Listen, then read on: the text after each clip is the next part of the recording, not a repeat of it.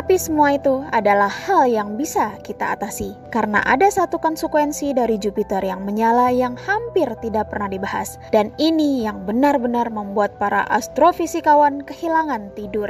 Jupiter bukan sekedar tetangga kita. Jupiter adalah penjaga gerbang tata surya. Selama miliaran tahun, gravitasi Jupiter yang masif telah mengorbit asteroid dan komet yang berbahaya, menjauhkannya dari bumi, dan para ilmuwan menyebut Jupiter sebagai cosmic vacuum cleaner, penyedot debu kosmik. Banyak yang percaya tanpa Jupiter, bumi sudah berkali-kali tertabrak asteroid besar yang cukup untuk memusnahkan kehidupan. Tapi ketika Jupiter berubah menjadi bintang, masanya berkurang. Fusi nuklir membakar material, gravitasinya bergeser, dan itu berarti orbit Jupiter sendiri berubah. Dan kalau orbit Jupiter berubah, orbit Mars ikut berubah. Orbit bumi mulai bergoyang, sedikit, sangat sedikit. Tapi dalam skala jutaan tahun, itu cukup untuk mengubah musim di bumi secara drastis. Menggeser sumbu kemiringan planet kita, dan bahkan menurut beberapa model mendorong bumi ke orbit yang sedikit lebih jauh dari matahari. Lebih dingin, lebih gelap, dan lebih rentan. Tapi ini yang menarik, ada juga skenario sebaliknya. Jika bumi bergeser lebih dekat ke matahari, suhu naik, es kutub mencair lebih cepat, permukaan laut naik, iklim yang sudah goyah semakin tidak terkendali. Dua skenario, dua bencana yang berbeda, dan kita tidak bisa memilih mana yang terjadi. Tapi tunggu, sebelum kamu mulai panik, ada satu hal lagi yang perlu kamu tahu. Sesuatu yang justru mengejutkan, karena ada kemungkinan kecil sekali bahwa Jupiter menjadi bintang justru bisa menyelamatkan kehidupan, bukan menghancurkannya. Dan jawabannya ada di tempat yang paling tidak kamu duga.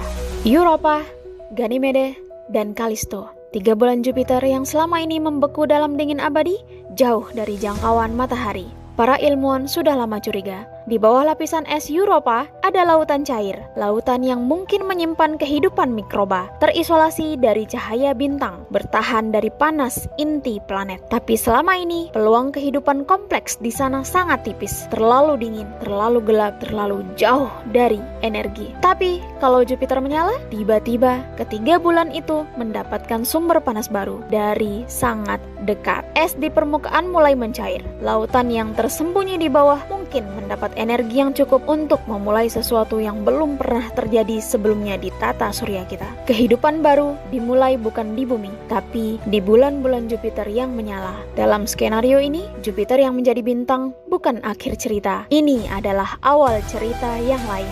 Tata surya kita untuk pertama kalinya dalam sejarah akan menjadi sistem bintang ganda, 2 matahari, 2 zona kehidupan yang mungkin, dan mungkin jutaan tahun dari sekarang. Ada makhluk di Europa yang mendongak ke langitnya dan bertanya-tanya, apa benda besar dan jauh itu yang disebut matahari?